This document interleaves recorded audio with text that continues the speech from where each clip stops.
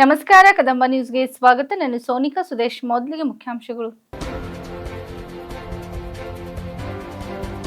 Rotary ಕಲ್ಲಡ ವಲಯ cricket ಪಂದ್ಯಾವಳಿ, cancer ಪೀಡಿತರಿಗಾಗಿ 12 lakh ನಿಧಿ ಸಂಗ್ರಹ.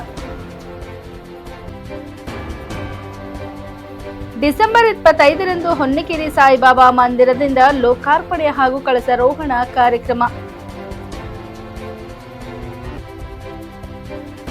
ಬೀದರ್ ಜಿಲ್ಲಾ ಸಂಚಾರಿ ಪೊಲೀಸ್ ಠಾಣಾ ವತಿಯಿಂದ ಅಪರಾಧ ತಡೆ ಮಾಸಾಚರಣೆ. ಸುದ್ದಿಯ ವಿವರಗಳು. Rotary club silver star Bidar ವತಿಯಿಂದ ದೇಶದಲ್ಲಿ ಹೆಚ್ಚುತ್ತಿರುವ ಮಾರಕ ಕ್ಯಾನ್ಸರ್ ರೋಗದ ವಿರುದ್ಧ ಹೋರಾಡುತ್ತಿರುವ ರೋಗಿಗಳಿಗೆ ಸಹಾಯವಾಗುವ ನಿಟ್ಟಿನಲ್ಲಿ ಕ್ರಿಕೆಟ್ ಪಂದ್ಯಾವಳಿಯನ್ನು ಆಯೋಜನೆ ಮಾಡಲಾಯಿತು. ರೋಟರಿ ಕಲ್ಯಾಣ ವಲಯದ ಒಟ್ಟು 8 ತಂಡಗಳು ಭಾಗವಹಿಸಿದ್ದು, ಕ್ರೀಡಾ ಸ್ಫೂರ್ತಿಯ ಜೊತೆಗೆ ಮಾರಕ ರೋಗದ ವಿರುದ್ಧ ಹೋರಾಡುವ ನಿಟ್ಟಿನಲ್ಲಿ ಒಂದು ವಿನೂತನ ಮಾದರಿಯಲ್ಲಿ ಪಂದ್ಯಾವಳಿಗಳನ್ನು ಆಯೋಜನೆ ಮಾಡಲಾಯಿತು. ನಂತರ ಕಾರ್ಯಕ್ರಮದ ಅಧ್ಯಕ್ಷತೆಯನ್ನು ವಹಿಸಿದ ಮಾಜಿ ಸಚಿವ ರಾಜಶೇಖರ್ ಪಾಟೀಲ್ ವಿಜೇತ ತಂಡಗಳಿಗೆ ಮಾಜಿ ಸಚಿವ ಬಸವರಾಜ್ ಪಾಟೀಲ್ ಸ್ಮರಣಾರ್ಥವಾಗಿ ನಡೆಸಿದ ಪಂದ್ಯಾವಳಿಯ ಶ್ರೀ ಬಸವರಾಜ್ ಪಾಟೀಲ್ ಕಪ್ ವಿತರಿಸಿದರು. ನಂತರ ಮಾತನಾಡಿದ ಅವರು, ಈ ರೀತಿಯ ಪಂದ್ಯಾವಳಿಯನ್ನು ಆಯೋಜನೆ ಮಾಡಿದ್ದು ಅತೀವ ಸಂತೋಷ ತಂದಿದೆ. ಬಡ ಕ್ಯಾನ್ಸರ್ ರೋಗಿಗಳಿಗೆ ಸಹಾಯವಾಗುವ ನಿಟ್ಟಿನಲ್ಲಿ ತಾವುಗಳು ಮಾಡುತ್ತಿರುವ ಕಾರ್ಯ ಇತರರಿಗೆ ಮಾದರಿ. ಜೋಹಾರಕರ್ ಜೀತಾ ಹೈ, ವಹಿ ಬಾಜಿಗಾರ್ ಎಂದು ಹೇಳುತ್ತಿದ್ದಂತೆ 4 ದಿಕ್ಕುಗಳಿಂದ ಚಪ್ಪಾಳೆ ಹಾಗೂ ಯುವಕರ ಸಿಳ್ಳು ಮುಗಿಲು ಮುಟ್ಟಿತು. ಪ್ರಶಸ್ತಿ ವಿತರಣೆಗೆ ಮಾತನಾಡಿದ ವಿಧಾನ ಪರಿಷತ್ ಸದಸ್ಯರಾದ ಭೀಮರಾವ್ ಪಾಟೀಲ್, ಕ್ರೀಡೆಯಿಂದ ದೈಹಿಕ ಹಾಗೂ ಮಾನಸಿಕವಾಗಿ ಸದೃಢರಾಗಲು ಸಾಧ್ಯವಾಗಿದೆ. ಇಂತಹ ಪಂದ್ಯಾವಳಿಗಳು ಗ್ರಾಮೀಣ ಭಾಗದಲ್ಲಿ ನಡೆಯಬೇಕು. ವಿಶೇಷವಾಗಿ ಮಹಿಳೆಯರಿಗಾಗಿ ಇಂತಹ ಪಂದ್ಯಾವಳಿಗಳನ್ನು ಹಮ್ಮಿಕೊಂಡು ಗ್ರಾಮೀಣ ಭಾಗದ ಯುವತಿಯರಿಗೂ ಇಂತಹ ಸ್ಪರ್ಧೆಗಳಲ್ಲಿ ಭಾಗವಹಿಸುವ ಅವಕಾಶ ದೊರೆಯುವಂತಾಗಲಿ ಎಂದರು.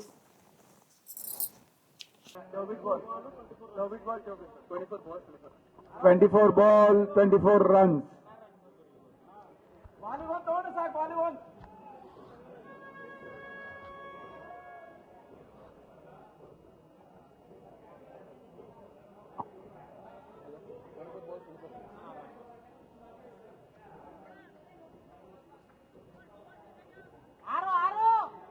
Six overs.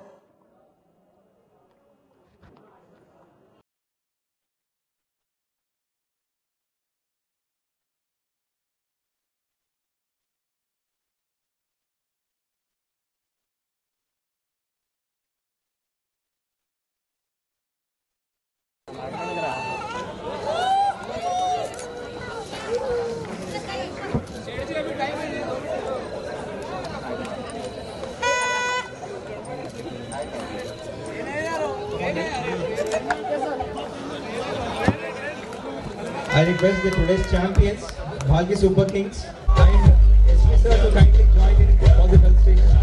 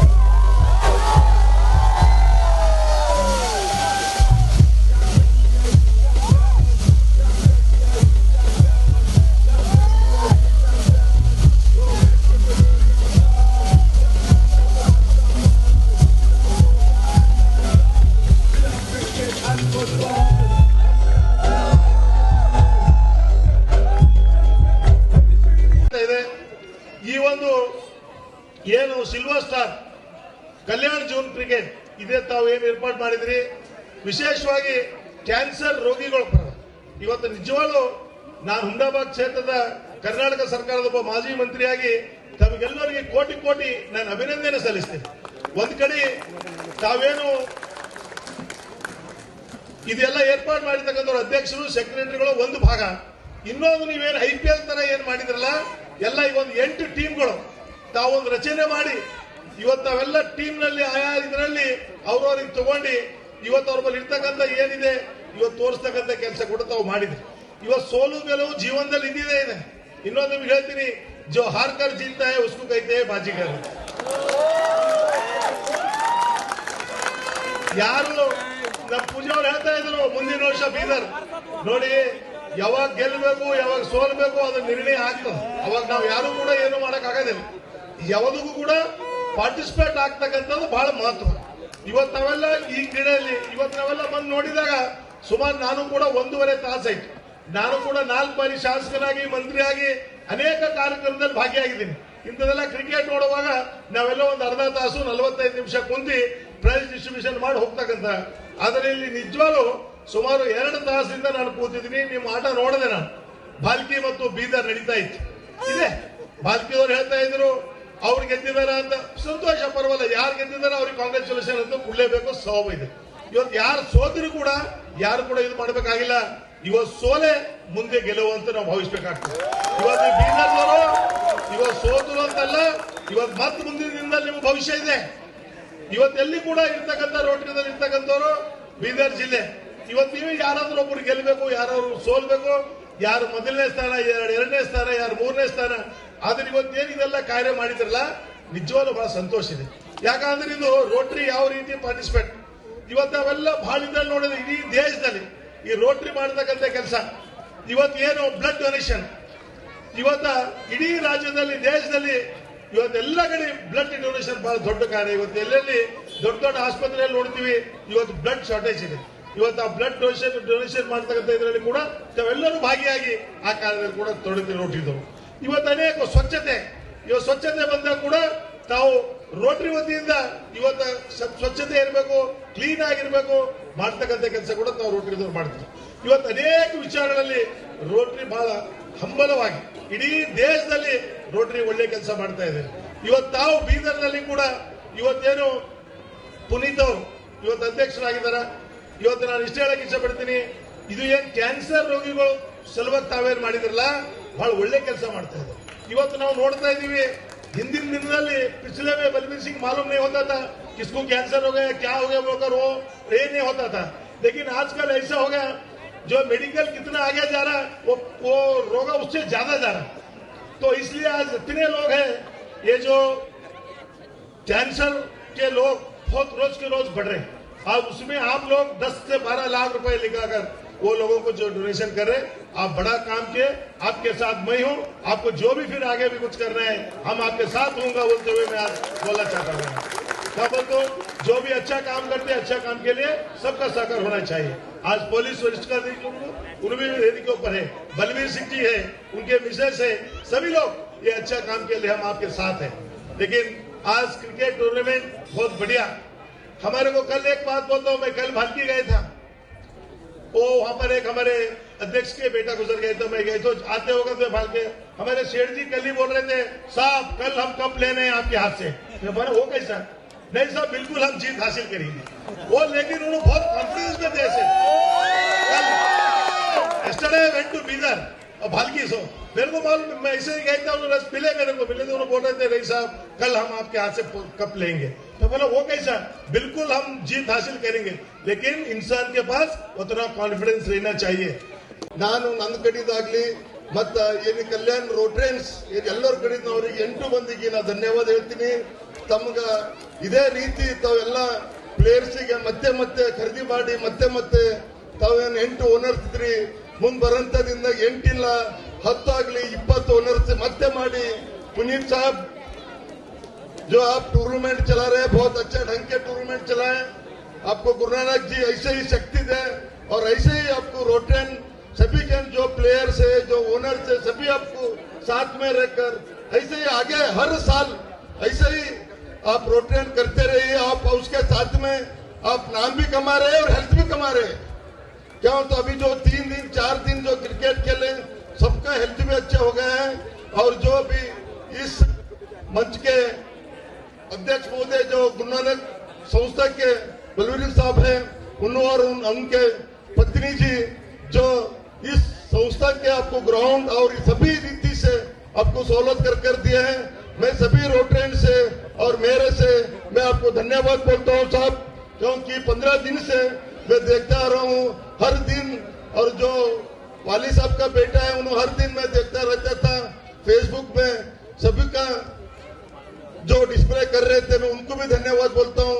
और जो बीदर कल्याण के जो सिल्वर क्लब ओनर ये है सदस्यगण है, मैं उनको ऐसे ही आप करते रहिए, और आपके साथ हम सभी जन है, हम सभी जन एक रोटरियन परिवार के साथ हम भी है बोलते हुए। और जो अभी हमारे भाई साहब बोल रहे थे जो जीत के भी हारता है उसको बाजीगर कहता है, वो सचिन कल्लोर गए दिखता है शायद, आप जो बैठे हैं, मैं उनको आगे साल आप उम्मीद रखता हूँ आप भी जीते बोलकर। थोड़ा मेरा गलती होगा, मेरे पहले से ही मेरा भालकी पर प्यार था मुझे टीम पे, क्योंकि उसमें क्या था, वजह क्या था बोले तो 2 प्लेयर जो है हुन्नाबाद का मेन प्लेयर, एक वकील साहब और एक दोनों वकील साहब है, वो मेरे हुन्नाबाद के मेरे गांव के रहने के कारण मेरा प्रेम थोड़ा सेठ जी पर था। मैं उसने मुझे जब पुनीत जी मुझे फोन कर बोल रहे थे साहब सचिन एक आउट हो गए तो सेठ जी दिलता, नहीं तो सेठ जी फाल्की को रोते जाता बोलकर। मैं बोला पुनीत को, पुनीत आज 22 से 25 रन से आगे नहीं जाते, सेठ जी अगर कप नहीं लिया तो भी उसको रात में तुम्हारे होटल में जाकर कप सचिन। ಬೀದರ್ ತಾಲೂಕಿನ ಹೊನ್ನೆಕೆರೆ ಗ್ರಾಮದಲ್ಲಿ ನೂತನವಾಗಿ ನಿರ್ಮಾಣಗೊಂಡ ಸಾಯಿಬಾಬಾ ಮಂದಿರದ ಮೂರ್ತಿ ಲೋಕಾರ್ಪಣೆ ಮತ್ತು ಕಳಸಾರೋಹಣ ಕಾರ್ಯಕ್ರಮವನ್ನು ಡಿಸೆಂಬರ್ 25ರಂದು ಮಧ್ಯಾಹ್ನ 12:30ಕ್ಕೆ ಹಮ್ಮಿಕೊಳ್ಳಲಾಗಿದೆ ಎಂದು ಸಿದ್ದೇಶ್ವರ ಸಾಯಿಬಾಬಾ ಮಂದಿರ ಟ್ರಸ್ಟ್ನ ಅಧ್ಯಕ್ಷರಾದ ಬಾಬುರಾವ್ ಗುದ್ಗೆ ಅವರು ತಿಳಿಸಿದರು. ಇಂದು ಬೀದರ್ ನಗರದ ಜಿಲ್ಲಾ ಪತ್ರಿಕಾ ಭವನದಲ್ಲಿ ಪತ್ರಿಕೆಗೋಷ್ಠಿ ನಡೆಸಿ ಮಾತನಾಡಿದ ಅವರು, ಸಾಯಿಬಾಬಾ ಮಂದಿರದ ಮೂರ್ತಿಯನ್ನ ಹಾರ್ಕೂಡದ ಶ್ರೀ ಚನ್ನಬಸವೇಶ್ವರ ಸಂಸ್ಥಾನದ ಪೂಜ್ಯ ಶ್ರೀ ಡಾ ಚನ್ನವೀರ ಶಿವಾಚಾರ್ಯರು ಲೋಕಾರ್ಪಣೆಗೊಳಿಸಲಿದ್ದಾರೆ. ಖೇಳಗಿಯ ಶಿವಲಿಂಗೇಶ್ವರ ಸಂಸ್ಥಾನ ಮಠದ ಶಿವಲಿಂಗ ಮಹಾಸ್ವಾಮಿಗಳು ಕಳಸಾರೋಹಣವನ್ನು ಉದ್ಘಾಟಿಸುವರು. ಕಾರ್ಯಕ್ರಮದ ಮುಖ್ಯ ಅತಿಥಿಗಳಾಗಿ ಬೀದರ್ ಜಿಲ್ಲಾ ಉಸ್ತುವಾರಿ ಸಚಿವರಾದ ಈಶ್ವರ್ ಖಂಡ್ರೆ ಆಗಮಿಸಲಿದ್ದಾರೆ ಎಂದರು.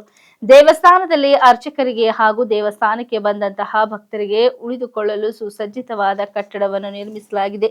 ದೇವಸ್ಥಾನದ ನಿರ್ಮಾಣಕ್ಕೆ ಯಾರದು ಅನ್ನರ ಹಣವನ್ನು ಬಳಸಿಲ್ಲ, ಪ್ರತಿಯೊಂದು ರೂಪಾಯಿಯನ್ನು ಕೂಡ ಬ್ಯಾಂಕ್ ಮೂಲಕ ವ್ಯವಹರಿಸಿದ್ದೇವೆ ಎಂದರು. ಪತ್ರಿಕೆಗೋಷ್ಠಿಯಲ್ಲಿ ಡಾಕ್ಟರ್ ಚಂದ್ರಕಾಂತ್ ಗುದಿಗೆ ಹಾಗೂ ಡಾಕ್ಟರ್ ಬಸವರಾಜ್ ಪಾಟೀಲ್ ಅಷ್ಟರು ಉಪಸ್ಥಿತರಿದ್ದರು. ನಮ್ಮ ಸಿದ್ದೇಶ್ವರ ಬಹಳ ಪುರಾತನ ಮತ್ತು ಶಕ್ತಿಶಾಲಿ ಶಿವಾಲಯ ಇದೆ. ಅದು ಕಟ್ಟಡದಲ್ಲಿಲ್ಲ, ಗುಹೆಯಲ್ಲಿದೆ.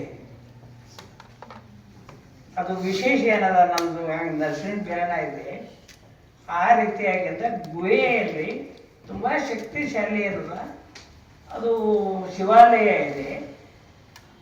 ಅದೇ ಇದರಲ್ಲಿರೋದ ನಮಗಿಂದ ಒಬ್ಬರಿಂದ ಜನವಾಡದವರಿಂದ ಬಂದು ಜಮೀನಿಂದ ಕೊಡ್ತೀವಿ ತಗೊಳ್ರಿ ಅಂತಂದರು. ಅದು 37 ವರ್ಷ ತೆಗೆದ ಜಮೀನು ತಗೊಂಡೆ ಅಂತ. ಅದು ಜಮೀನು ಇಂಥ ಜಮೀನಿತ್ತು, ಅದು ಕೃಷಿ ಯೋಗ್ಯ ಜಮೀನು ಇರಲಿಲ್ಲ. ಅದು ಯಾರು ತಗೊಳಿಕೆಂದ ರೆಡಿನೇ ಇದ್ದಿದ್ದಿಲ್ಲ. ಅವ್ರು ಫೋರ್ಸ್ ಮಾಡಿ ನಮ್ಗೇನದ ತಗೊಳ್ಳಿ ಅಂತಂದ್ರೆ ಅದು ತಗೊಂಡು ಏನದ. ಆವಾಗ ನಮಗೂ ಇದು ಕಲ್ಪನೆ ಇರಲಿಲ್ಲ. ಇಷ್ಟೆಂದ ನೀವು ಇಂದ ನಾಡಿದ್ದಿಂದ 25ನೇ ತಾರೀಕಿಂದ ಬಂದಾಗಿಂದ ಗೊತ್ತಾಗ್ತದ. ಅತಿ ಸುಂದರವಾದ ಏನದ ಮಂದಿರ ಏನದ ಕಟ್ಟಿದ್ದೀವಿ. ಸಾಯಿಬಾಬಾ ಮಂದಿರ ಪೂರ್ಣ ಭಕ್ತಿ ಶ್ರದ್ಧೆ ಅದರಲ್ಲಿ ಎಲ್ಲ ಏನದ ನಾವೆಲ್ಲ ಸೇರಿ ಏನದ. ನಮ್ಮ ಬ್ರದರ್ ಎಲ್ಲ ರಾಜಶೇಖರ್ ಪಾಟೀಲ್ ಇದ್ದಾರ, ಮತ್ತೇನದ ಇನ್ನೊಬ್ರು ಏನದ ರಿಟೈರ್ಡ್ AEE ಇದ್ದಾರ. ಅವ್ರೇನದ ಟೆಕ್ನಿಕಲ್ ಇಂದ ಅಡ್ವೈಸರ್ ಆಗಿ ಏನದ ಫ್ರೀ ಸರ್ವಿಸ್ ಕಟ್ಟಿದ್ದಾರೆ. ಫ್ರೀ ಸರ್ವಿಸ್ ಫೀಸಿಂದ ನಾವು ಕೊಡ್ತೀವಿ ಅಂದ್ರೆ ನಾವು ಫೀಸ್ ತೊಗೊಳಲ್ಲ. ದೇವಸ್ಥಾನ ಇದೆ, ತಿಳ್ಕೊಂಡು ಫ್ರೀ ಸರ್ವಿಸ್ ಏನದ. ಎಷ್ಟೋ ಸಲ ಸ್ವಂತ ಗಾಡಿಯಲ್ಲಿ 2 ವೀಲರ್ ಬಂದಿದ್ದಾರೆ, 4 ವೀಲರ್ ಬಂದಿದ್ದಾರೆ. ಬಂದು ಏನದ ಅಷ್ಟು ಒಂದು ಡೆಡಿಕೇಶನಿಂದ ಅವರು ಸರ್ವಿಸ್ನಲ್ಲಿದ್ದಾಗ ಅಷ್ಟೇ ಆನೆಸ್ಟ್ ಆಗಿದ್ರು, ಇವಾಗೂ ಅಷ್ಟೇ ಆನೆಸ್ಟ್ ಆಗಿದ್ದಾರೆ.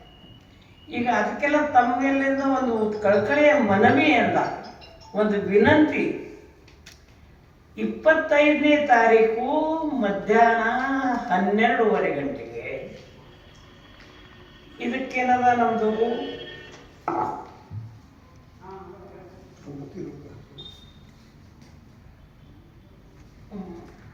ನಮ್ಮ ಹಾರ್ಕೂಡ್ ಮೂರ್ತಿ ಅಂತ ನಾವೇನಾರು ಕರಿತೀವಿ ಅನ್ನೋಲ್ಲ, ಪೂಜ್ಯ ಡಾಕ್ಟರ್ ಚನ್ನವೀರ ಶಿವಾಚಾರ್ಯ ಮಹಾಸ್ವಾಮಿಗಳು ಇವರ ಅಮೃತ ಹಸ್ತದಿಂದ ಇದರಿಂದ ಮಂದಿರದ ಪ್ರಾಣ ಪ್ರತಿಷ್ಠಾಪನೆ ಏನದ, ಆಮೇಲೆ ಮಂದಿರದ ಅನಾವರಣ, ಅದು ಲೋಕಾರ್ಪಣೆ ಅವ್ರ ಕೈಯಿಂದ ಏನದ ನಡೀತಾ ಇದೆ ಅವ್ರ ಅಮೃತ ಹಸ್ತದಿಂದ.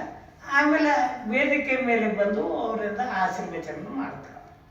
ಇದರಲ್ಲಿಂದ ಮುಖ್ಯ ಅತಿಥಿಯಾಗಿರೋದು ನಮ್ಮ ಜಿಲ್ಲೆ ಇನ್ಚಾರ್ಜ್ ಮಿನಿಸ್ಟರ್ ಆದ ಸನ್ಮಾನ್ಯ ಈಶ್ವರ್ ಖಂಡ್ರೆ ಅವ್ರು ಬರ್ತಾ ಇದ್ದಾರೆ. ಅವರು ಏನದ ತಮ್ಮದು ಏನಿದೆ ಅದು ತಮ್ಮದು ಭಾವನೆ, ತಮ್ಮದು ಅನಿಸಿಕೆ ಜಿಲ್ಲೆ ಬಗ್ಗೆ, ಜಿಲ್ಲೆ ಸಮಸ್ಯೆ ಬಗ್ಗೆ. ಆದರೆ ಇದು ಪ್ಯೂರ್ಲಿ ಅಂತ ಧಾರ್ಮಿಕ ಫಂಕ್ಷನ್, ಇದರಲ್ಲಿ ಪಾಲಿಟಿಕ್ಸ್ ಅನ್ನೋದು ಯಾವುದರಿಂದ ನಾವಿಂದ ಮಿಕ್ಸ್ ಮಾಡಿಲ್ಲ. ಇದರಿಂದ ತಾವೆಲ್ಲ ಒಂದು ಕಳಕಳಿ ಮನೆಗೆ ಅವತ್ತಿನ ದಿವಸ ಸ್ವಲ್ಪ ಸಮಯ ಏನದ ಕೊಟ್ಟಿಲ್ಲ, ಈ ಚಳಿಯಲ್ಲಿ ಏನದ ಬಂದಿದ್ರಿ, ಅವತ್ತು ಸ್ವಲ್ಪ ಒಂದು ದಿವಸ ಇಂದ ಬಂದು ಈ ಫಂಕ್ಷನ್ನಿಂದ ಪೂರ್ತಿ ಏನದ ಕವರ್ ಮಾಡಬೇಕು. ಏನಾಗಿದೆ ಅದು ಸ್ವಲ್ಪ ಎಲ್ಲರಿಗೂ ಏನದ ಗೊತ್ತಾಗುವಂಥ ಮಂದಿರದ ಬಗ್ಗೆ ಏನದ ಸ್ವಲ್ಪ ಎಲ್ಲ ಕಡೆ ಏನದ ಗೊತ್ತಾಗುವಂತೆ ಮಾಡಬೇಕು ಅಂತ ಹೇಳಿ ಕಳಕಳಿಯನ್ನು ಮನವಿ ಮಾಡಿ ನಾನು 2 ಮಾತುಗಳನ್ನು ಮುಗಿಸ್ತೀನಿ. ಬೀದರ್ ಜಿಲ್ಲೆಯ ಸಂಚಾರಿ ಪೊಲೀಸ್ ಠಾಣಾ ವತಿಯಿಂದ ಅಪರಾಧ ತಡೆ ಮಾಸಾಚರಣೆ ಸಂಚರಿಸಿ ನಿಯಮಗಳ ಪಾಲನಾ ಜಾಗೃತಿ ಅರಿವು ಕಾರ್ಯಕ್ರಮ ಜರುಗಿತು. ಪ್ರದೀಪ್ ಗುಂಟಿ ಐಪಿಎಸ್ ಪೊಲೀಸ್ ವರಿಷ್ಠಾಧಿಕಾರಿಗಳು ಬೀದರ್ ಜಿಲ್ಲಾ ಅವರ ನಿರ್ದೇಶನದಂತೆ ಶಿವನಗೌಡ ಪಾಟೀಲ್ ಪೊಲೀಸ್ ಉಪಾಧೀಕ್ಷಕರು ಬೀದರ್ ಉಪವಿಭಾಗದವರ ನೇತೃತ್ವದಲ್ಲಿ ಬಾಪುಗೌಡ ಪಿಐ ಬೀದರ್ ಸಂಚಾರಿ ಪೊಲೀಸ್ ಠಾಣೆ ಅವರು ತಮ್ಮ ಠಾಣೆಯ ಅಧಿಕಾರಿ ಮತ್ತು ಸಿಬ್ಬಂದಿಯವರೊಂದಿಗೆ ನಗರದ ವಿವಿಧೆಡೆ ಸಾರ್ವಜನಿಕರಿಗೆ ಕುಡಿದು ವಾಹನ ಚಲಾಯಿಸಬಾರದು, ಮೊಬೈಲ್ನಲ್ಲಿ ಮಾತನಾಡುತ್ತಾ ವಾಹನ ಚಲಾಯಿಸಬಾರದು, ದ್ವಿಚಕ್ರ ವಾಹನ ಚಲಾವಣೆ ಮಾಡುವಾಗ ತಪ್ಪದೆ ಹೆಲ್ಮೆಟ್ ಹಾಕಿಕೊಂಡೇ ವಾಹನ ಚಲಾವಣೆ ಮಾಡುವುದು, ಚಿಕ್ಕ ಮಕ್ಕಳಿಗೆ ವಾಹನ ಕೊಡಬಾರದು, 3-4 ಜನ ಬೈಕ್ ಮೇಲೆ ಕೂಡಿಸಿಕೊಂಡು ಚಲಾಯಿಸಬಾರದು, 4 ಗಾಲಿ ವಾಹನ ಚಲಾಯಿಸುವಾಗ ತಪ್ಪದೆ ಸೀಟ್ ಬೆಲ್ಟ್ ಹಾಕಿಕೊಳ್ಳುವುದು, ಬೈಕ್ನಲ್ಲಿ ಓಡಾಡುವಾಗ ಅಥವಾ ಒಂಟಿಯಾಗಿ ಓಡಾಡುವಾಗ ಚಿನ್ನ ಆಭರಣವನ್ನು ಜಾಗ್ರತೆಯಿಂದ ಹಾಕಿಕೊಳ್ಳಬೇಕು, ತರಕಾರಿ ವ್ಯಾಪಾರಿ, ಆಟೋ ಚಾಲಕರು ಹಾಗೂ ಜೀಪ್ ಚಾಲಕರಿಗೆ ಸುಗಮ ಸಂಚಾರ ಪಾಲಿಸುವಂತೆ ಎಲ್ಲರಿಗೂ ಅಗತ್ಯವಾದ ಸಲಹೆ ಸೂಚನೆ ನೀಡಿ ಜೊತೆಗೆ ಅಪರಾಧ ಮಾಸಾಚರಣೆ ಮಾಡಿ ಸಾರ್ವಜನಿಕರಿಗೆ ಕಾನೂನಿನ ಬಗ್ಗೆ ಅರಿವು ಮೂಡಿಸಿದರು. ತಮ್ಮ ಠಾಣಾ ವ್ಯಾಪ್ತಿಯಲ್ಲಿ ಅಪಘಾತಗಳು ತಡೆಯಲು ಮತ್ತು ಉತ್ತಮ ಸಮಾಜ ನಿರ್ಮಾಣಕ್ಕೆ ಕಾನೂನಿನ ಅರಿವು ಮೂಡಿಸುವ ಈ ನಿಟ್ಟಿನಲ್ಲಿ ಪೊಲೀಸ್ ಉಪಾಧೀಕ್ಷಕರು ಬೀದರ್ ಅವರು ಸಂಚಾರಿ ಪೊಲೀಸ್ ಠಾಣೆಯ ಅಧಿಕಾರಿ ಸಿಬ್ಬಂದಿಯವರ ಉತ್ತಮ ಜ್ಞಾನವನ್ನು ಮೂಡಿಸುವ ಮಹತ್ವದ ಕಾರ್ಯದಲ್ಲಿ ತೊಡಗಿದ್ದಾರೆ. 24 ಡಿಸೆಂಬರ್ ತಿಂಗಳಲ್ಲಿ ನಮ್ಮ ಬೀದರ್ ಜಿಲ್ಲಾ ಪೊಲೀಸ್ ವತಿಯಿಂದ ಬೀದರ್ ನಗರದಲ್ಲಿ ನಾವೇನು ಮಾಡ್ತಾ ಇದ್ದೀವಿ ಅಂದರೆ ಅಪರಾಧ ತಡೆ ಮಾಸಾಚರಣೆ ಆಚರಣೆ ಮಾಡ್ತಾ ಇದ್ದೀವಿ. ಈ ಮಾಸಾಚರಣೆ ಅಪರಾಧ ತಡೆ ಮಾಸಾಚರಣೆ ಪ್ರಯುಕ್ತ ಸಾರ್ವಜನಿಕರಲ್ಲಿ ಈ ಸಂಚಾರಿ ನಿಯಮಗಳನ್ನು ಪಾಲನೆ ಮಾಡೋ ಬಗ್ಗೆ, ಹೆಲ್ಮೆಟ್ ಹಾಕ್ಕೊಂಡು ತಮ್ಮ ಒಂದು ಲೈಫನ್ನು ಯಾವ ರೀತಿ ಸೇವ್ ಮಾಡ್ಕೋಬೇಕು, ಆಮೇಲೆ ಮೊಬೈಲ್ ಯೂಸ್ ಮಾಡ್ತಾ ವಾಹನಗಳನ್ನು ಚಲಾಯಿಸಬಾರ್ದು, ಮದ್ಯಪಾನ ಮಾಡಿ ವಾಹನಗಳನ್ನು ಚಲಾಯಿಸಬಾರ್ದು, ಇದೇ ರೀತಿ ರ್ಯಾಶ್ ಆ್ಯಂಡ್ ನೆಗ್ಲಿಜೆಂಟು, ವೀಲಿಂಗು ಈ ಥರ ಮಾಡಿ ಹುಡುಗಾಟಿಕೆ ಮಾಡಿ ವಾಹನವನ್ನು ಚಲಾಯಿಸಿ ತಮ್ಮ ಜೀವವನ್ನು ಹಾಳು ಮಾಡ್ಕೋಬಾರ್ದು ಅನ್ನೋ ಕಾರಣಕ್ಕಾಗಿ ಅವೇರ್ನೆಸ್ ಮಾಡ್ತಾಯಿದ್ದೀವಿ. ಅದೇ ರೀತಿ ಏನಪ್ಪ ಅಂದ್ರೆ ಕಾಲನಿಗಳಲ್ಲಿ ಏನಪ್ಪ ಅಂದರೆ ಕೆಲವು ಅಪರಿಚಿತ ವ್ಯಕ್ತಿಗಳು ಏನಪ್ಪ ಕಾಲನಿಗಳಲ್ಲಿ ತಿರುಗಾಡಿ ಏನಪ್ಪ ಅಂದ್ರೆ ಅಲ್ಲಿ ಮನೆಯನ್ನು ವಾಚ್ ಮಾಡಿ ಕಳ್ಳತನ ಮಾಡ್ತಕ್ಕಂಥ ಕೆಲವು ಘಟನೆ ಕೂಡ ನ್ಯೂಟನ್ ಏರಿಯಾದಲ್ಲಿ ನಡೆದಿದೆ. ಅದಕ್ಕೆ ಸಾರ್ವಜನಿಕರನ್ನ ಅವೇರ್ನೆಸ್ ಮಾಡ್ತಾ ಇದ್ದೀವಿ. ಏನಂದರೆ ಯಾರೇ ತಮ್ಮ ಕಾಲನಿಯಲ್ಲಿ ಅಪರಿಚಿತ ವ್ಯಕ್ತಿಗಳು ಸಂಶಯ ರೀತಿಯಲ್ಲಿ ತಿರುಗಾಡ್ತಕ್ಕಂಥ ಹೆಣ್ಮಕ್ಳು ಗಂಡಸರು ಕಂಡು ಬಂದಲ್ಲಿ ಕಾಲನಿ ಜನರು ತಾವೇ ಖುದ್ದಾಗಿ ಅವ್ರಿಗೆ ಮಾತಾಡಿಸ್ಬೇಕು. ಯಾರು ನೀವು ಎಲ್ಲಿ ಹೊಂಟೀರಿ ಮಾತಾಡಿಸ್ಬೇಕು. ಮಾತಾಡಿಸಿ ಸಂಶಯ ಬಂದರೆ ತಕ್ಷಣ ಏನಪ್ಪ ಅಂದ್ರೆ ತಾವು ಸಂಬಂಧಪಟ್ಟ ಪೊಲೀಸ್ ಠಾಣೆಗಾಗಲಿ ಅಥವಾ ಕಂಟ್ರೋಲ್ ರೂಮ್ಗೆ ಮಾಹಿತಿ ತಿಳಿಸಿದ್ರೆ ತಕ್ಷಣ ನಾವು ಕ್ರಮ ಕೈಗೊಳ್ತೇವೆ. ಅದೇ ರೀತಿ ಏನಪ್ಪ ಅಂದರೆ ಮಕ್ಕಳ ಹಕ್ಕುಗಳ ಬಗ್ಗೆ, ಮಹಿಳೆಯರ ಹಕ್ಕುಗಳ ಬಗ್ಗೆ, ದಲಿತರ ಹಕ್ಕುಗಳ ಬಗ್ಗೆ, ಎಲ್ಲ ಪರಿಶಿಷ್ಟ ಜಾತಿ ಮತ್ತು ಪರಿಶಿಷ್ಟ ಪಂಗಡ ಜನರ ಹಕ್ಕುಗಳ ಬಗ್ಗೆ ಮತ್ತು ಕಳ್ಳತನಗಳ ಬಗ್ಗೆ ಈ ರೀತಿ ಎಲ್ಲ ಒಂದು ಅವೇರ್ನೆಸ್ ಕಾರ್ಯಕ್ರಮವನ್ನು ಹಮ್ಮಿಕೊಳ್ಳೋ ಸಲುವಾಗಿ ನಾವು ಸಿಟಿಯಲ್ಲಿ ಎಲ್ಲ ಪೊಲೀಸ್ ಠಾಣೆಯಿಂದ ಒಂದೊಂದು ಆಟೋ ರಿಕ್ಷಾದಲ್ಲಿ 5 ಆಟೋ ರಿಕ್ಷಾಗಳಲ್ಲಿ ಸಿಟಿಯಲ್ಲಿ ನಮ್ಮ ಪೂರಾ ಸಿಟಿಯಲ್ಲಿ ಏನಪ್ಪ ಅಂದ್ರೆ ಅವೇರ್ನೆಸ್ ಕಾರ್ಯಕ್ರಮ ಹಮ್ಮಿಕೊತಾ ಇದ್ದೀವಿ. ಸಾರ್ವಜನಿಕರು ಅದನ್ನು ಕೇಳಿಕೊಂಡು ತಮ್ಮ ಆತ್ಮ, ತಮ್ಮ ಜೀವ ಮತ್ತು ತಮ್ಮ ಪ್ರಾಪರ್ಟಿಗಳನ್ನು ರಕ್ಷಣೆ ಮಾಡ್ಕೋಬೇಕಂತೇಳಿ ನಮ್ಮ ಬೀದರ್ ಜಿಲ್ಲಾ ಪೊಲೀಸ್ ವತಿಯಿಂದ ಮತ್ತು ನಮ್ಮ ಬೀದರ್ ಉಪವಿಭಾಗ ಪೊಲೀಸ್ ವತಿಯಿಂದ ನಾನು ನನ್ನೆಲ್ಲ ಅಧಿಕಾರಿಗಳ ಮತ್ತು ಸಿಬ್ಬಂದಿ ಪರವಾಗಿ ಕೋರಿಕೊಳ್ಳುತ್ತೇನೆ. ನಮಸ್ಕಾರ. ಕಲ್ಯಾಣ ಕರ್ನಾಟಕ ಭಾಗದ ಬಹುತೇಕ ಜಿಲ್ಲೆಗಳಲ್ಲಿ ಬಾಣಂತಿಯರ ಹಾಗೂ ನವಜಾತ ಶಿಶುಗಳ ಸಾವಿನ ಪ್ರಮಾಣ ಗಣನೀಯ ಹೆಚ್ಚುತ್ತಿರುವುದು ಆತಂಕಕಾರಿ ಸಂಗತಿ. ಸರ್ಕಾರ ಈ ವಿಷಯ ಗಂಭೀರವಾಗಿ ಪರಿಗಣಿಸಿ ಅಮಾಯಕರ ಜೀವ ರಕ್ಷಣೆಗೆ ಕ್ರಮ ಕೈಗೊಳ್ಳಬೇಕೆಂದು ಬೀದರ್ ದಕ್ಷಿಣ ಶಾಸಕ ಡಾ ಶೈಲೇಂದ್ರ ಬೆಲ್ದಾಳೆ ಒತ್ತಾಯಿಸಿದ್ದಾರೆ. ಬೆಳಗಾವಿ ಅಧಿವೇಶನದ ಕೊನೆಯ ದಿನವಾದ ಗುರುವಾರ ಈ ವಿಷಯ ಪ್ರಸ್ತಾಪಿಸಿ ಕಳೆದ 2 ವರ್ಷಗಳಲ್ಲಿ ಬೀದರ್, ಕಲಬುರಗಿ, ಯಾದಗಿರಿ, ಬಳ್ಳಾರಿ ಸೇರಿದಂತೆ ಕಲ್ಯಾಣ ಕರ್ನಾಟಕ ಭಾಗದಲ್ಲಿಯೇ ಸುಮಾರು 300 ಬಾಣಂತಿಯರು, 4,000 ನವಜಾತ ಶಿಶುಗಳು ಸಾವನ್ನಪ್ಪಿದ ಮಾಹಿತಿ ಇದೆ. ಈ ಅಂಕಿ ಅಂಶ ನಿಜಕ್ಕೂ ಭಯಪಡಿಸುತ್ತದೆ. ಹೀಗಾಗಿ ಇನ್ನಾದರೂ ಎಚ್ಚೆತ್ತುಕೊಂಡು ತುರ್ತು ಕ್ರಮ ಕೈಗೊಳ್ಳಬೇಕು ಎಂದು ಸರ್ಕಾರದ ಗಮನ ಸೆಳೆದರು. ಬಾಣಂತಿಯರ ಸಾವಿಗೆ ಕಳಪೆ ಔಷಧ, ಡ್ರಗ್ಸ್ ಬಳಕೆ ಕಾರಣ ಎಂಬ ವರದಿ ಬರುತ್ತಿವೆ. ಆರೋಗ್ಯ ಸಚಿವರು ಸಹ ಕ್ವಾಲಿಟಿ ಇಲ್ಲದ ಔಷಧಗಳು ಬರುತ್ತಿವೆ ಎಂದು ಹೇಳುತ್ತಿದ್ದಾರೆ. ಹಾಗಾದರೆ ರಾಜ್ಯ ಡ್ರಗ್ ಕಂಟ್ರೋಲರ್ ಹಿರಿಯ ಅಧಿಕಾರಿಗಳು ಏನು ಮಾಡುತ್ತಿದ್ದಾರೆ? ಔಷಧದ ಗುಣಮಟ್ಟ ನೋಡದೆ ಜನರಿಗೆ ತಲುಪಿಸಿದರೆ ಅಮಾಯಕರು ಬಲಿಯಾಗುವುದಿಲ್ಲವೇ? ಇದಕ್ಕೆ ಯಾರು ಹೊಣೆ? ಕೂಡಲೇ ಕಳಪೆ ಔಷಧಿ ಸರಬರಾಜು ಮಾಡಿದ ಕಂಪನಿಗಳನ್ನು ಕಪ್ಪು ಪಟ್ಟಿಗೆ ಸೇರಿಸಿ ಅವರ ವಿರುದ್ಧ ಕ್ರಿಮಿನಲ್ ಮೊಕದ್ದಮೆ ಹೂಡಬೇಕು. ಪ್ರಕರಣ ಬಗ್ಗೆ ಸಮಗ್ರ ತನಿಖೆ ನಡೆಸಿ ತಪ್ಪಿತ ಅಧಿಕಾರಿಗಳ ವಿರುದ್ಧ ಕಠಿಣ ಕ್ರಮ ಜರುಗಿಸಬೇಕು. ನಿರ್ಲಕ್ಷ್ಯ ಬಲಿಯಾದ ಕುಟುಂಬಗಳಿಗೆ ಪರಿಹಾರ ನೀಡಬೇಕು ಎಂದು ಒತ್ತಾಯಿಸಿದರು. ಬಳ್ಳಾರಿಯಲ್ಲಿ 5 ಬಾಣಂತಿಯರ ಸಾವು ಪ್ರಕರಣ ಆಗಿದೆ. ಅವರ ಆತ್ಮಕ್ಕೆ ಶಾಂತಿ ಸಿಗಲಿ, ಭಗವಂತ ಅವ್ರ ಕುಟುಂಬಕ್ಕೆ ನೋವು ತಡ್ಕೊಳ್ಳೋ ಶಕ್ತಿ ಕರುಣಿಸಲಿ ಅಂತ ಭಗವಂತನ ಹತ್ರ ಪ್ರಾರ್ಥನೆ ಮಾಡಿಕೊಂಡು, ಈಗ ತಾನೇ ನಮ್ಮ ಹೆಲ್ತ್ ಮಿನಿಸ್ಟರ್ ಉತ್ತರ ಕೊಡೋ ಒಂದು ಮಾತು ಹೇಳಿದರು. ಕೆಲವು ಡ್ರಗ್ಸ್ ಕಂಪ್ನಿಗಳು ಕ್ರೂಡ್ ಡ್ರಗ್ಸ್ ಒಳ್ಳೆ ಕ್ವಾಲಿಟಿ ಮ್ಯಾನುಫ್ಯಾಕ್ಚರ್ ಮಾಡಿ ಔಟ್ ಆಫ್ ಸ್ಟೇಟ್ ಎಕ್ಸ್ಪೋರ್ಟ್ ಮಾಡ್ತಾರೆ. ಕೆಲವು ಸರಿ ಇಲ್ದು ಇಂಡಿಯಾದಲ್ಲಿ ಇಂಪೋರ್ಟ್ ಮಾಡಿ ನಮ್ಮ ಮೆಡಿಸಿನ್ ರೂಪದಲ್ಲಿ ನಮ್ಮನ್ನ ತಲುಪಿಸ್ತಾರಂತ ಈ ರೀತಿ ಮಾತಾಡಿದ್ರು. ಇದಕ್ಕೆ ಕಾರಣಭೂತರು ಯಾರು? ಈ ಡ್ರಗ್ ಕಂಟ್ರೋಲರ್ ಬೆಂಗಳೂರಲ್ಲಿ ಇರ್ತಾರೆ. ಅವ್ರ ಪರ್ಮಿಷನ್ ಕೊಡ್ತಾರೆ. ಅವ್ರ ಪರ್ಮಿಷನ್ ಕೊಟ್ಟ ಮೇಲೆ ಫಸ್ಟ್ ಪರ್ಮಿಷನ್ದಲ್ಲಿ ಕ್ರೂಡ್ ಡ್ರಗ್ಸ್ ಅಲ್ಲಿ ಯಾವ ಮೆಡಿಸಿನ್ ಇಂಪೋರ್ಟ್ ಮಾಡ್ತೀವಿ, ಯಾವ ಮೆಡಿಸಿನ್ ಎಕ್ಸ್ಪೋರ್ಟ್ ಮಾಡ್ತೀವಿ, ಎಷ್ಟು ಡ್ರಗ್ಸ್ ನಾವು ತಯಾರು ಮಾಡ್ತೀವಿ ಅವರೇ ಬರ್ಕೊಟ್ಟಿರ್ತಾರೆ. ಈಗ ಉದಾಹರಣೆಗೆ ನಮ್ಮ ಬೀದರ್ದಲ್ಲಿ ಸೈ ಲೈಫ್ ಸೈನ್ಸಸ್ ಅಂತ per year per annum 1000 crore turn over ಇದೆ. ನಮ್ಮ ಆಂಟಮ್ ಇದೆ, ಅಪೋಟೆಕ್ಸ್ ಇದೆ, ಅಸ್ಟ್ರಾಜ್ ಇದೆ, ಬಾಲ್ ಫಾರ್ಮಾ ಇದೆ, ಬಯೋಕಾನ್ ಇದೆ, ಸಿಪ್ಲಾ ಇದೆ. ಮಾತಾಡಿ ಸರ್, ನಾನು ಸರಿ ನಾನು ಹೇಳ್ತಾ ಇದ್ದೀನಿ ಸರ್, ಕಂಪನಿಗಳಿಗೆ ಪರ್ಮಿಷನ್ ತುಂಬಾ ಇದೆ. ಮತ್ತೆ ನೋಡು ಎಷ್ಟು ಕಂಪನಿ ಇದೆ ಅಂತ ಹೇಳಿ ರಾಮಮೂರ್ತಿ ಮಾತಾಡಿ. ಕಲ್ಯಾಣ ಕರ್ನಾಟಕ ಭಾಗದಲ್ಲಿ ಸರ್ 2 ವರ್ಷದಲ್ಲಿ 300 ಬಾಣಂತಿಯರು ಮತ್ತು 4,000 ಶಿಶುಗಳು ಸಾವನ್ನಪ್ಪಿವೆ ಸರ್. ಇದು ಕಲ್ಯಾಣ ಕರ್ನಾಟಕದ ರಿಪೋರ್ಟ್ ಇದೆ ಸರ್. ಅದಕ್ಕೆ ಯಾರು ಲಿಂಗರ್ ಲ್ಯಾಕ್ಟಿಸಿಯನ್ ಕೋಲ್ಕತ್ತಾ ಕಂಪನಿ ಸಪ್ಲೈ ಮಾಡಿದ್ದಾರೆ, ಅವರ ಮೇಲೆ ಯಾರೇ ಇರಲಿ ಜನರ ಜೊತೆ ರೋಗಿಗಳ ಜೊತೆ ಆಟ ಆಡ್ತಾರ ಅವ್ರನ್ನ ಬ್ಲಾಕ್ ಲಿಸ್ಟ್ ಮಾಡಿ ಅವ್ರ ಜೈಲಿಗೆ ಹಾಕಬೇಕು. ಮತ್ತೆ ಏನ್ ನೀವು ಕಮಿಟಿ, ಉನ್ನತ ಕಮಿಟಿ ಮಾಡಿದ್ರಿ, ಅದು 1 ತಿಂಗಳು 2 ತಿಂಗಳು ಸಮಯಾವಕಾಶ ಕೊಡ್ರಿ. ಕಮಿಟಿಯಾಗಿ ಉಳಿತು, ವರದಿ ಬರಲ್ಲ. ಈ ತರ ಆಗ್ಬಾರ್ದಂತ ನನ್ನ ಮಾನ್ಯ ಸ್ಪೀಕರ್ ಅವರಿಗೆ, ನಮ್ಮ ಹೆಲ್ತ್ ಮಿನಿಸ್ಟರ್ ವಿನಂತಿ ಮಾಡ್ಕೋತೀನಿ. ಇದು ಆಗೋಕ್ಕಿಂತ ಮೊದಲ ಆಶಾ ವರ್ಕರ್ 1 ತಿಂಗಳ ಮೊದಲು ಎಲ್ಲಾ ಬಾಣಂತಿಯರ ಮನೆಯು ಚೆಕ್ಅಪ್ ಮಾಡ್ಬೇಕು sir. HB level, BP, sugar ಮತ್ತ ಇನ್ನಿತರ ಟೆಸ್ಟ್ಗಳು ಸೆಪ್ಟೆಸ್ಮಿ ಆಗಿದೇನೋ ಇವೆಲ್ಲ ಒಂದು ಚೆಕ್ ಮಾಡಿದ್ರೆ ಮುಂದಾಗೋ ಅನಾಹುತಗಳು ನಾವು prevention is better than cure ಅಂತ, ಇದನ್ನ ನಾವು ಕ್ಯೂರ್ ಮಾಡಬಹುದು ಅಂತ ಮಾನ್ಯ ಅಧ್ಯಕ್ಷರು ವಿನಂತಿ ಮಾಡ್ಕೋತೀವಿ. ಇಲ್ಲಿವರೆಗೆ ಸುದ್ದಿ ಕೊಟ್ಟಿದ್ದು ನಾನು ಸೋನಿಕಾ ಸುದೇಶ್. ಮುಂದಿನ ಸುದ್ದಿಯೊಂದಿಗೆ ಮತ್ತೆ ಭೇಟಿಯಾಗೋಣ. ವಂದನೆಗಳು.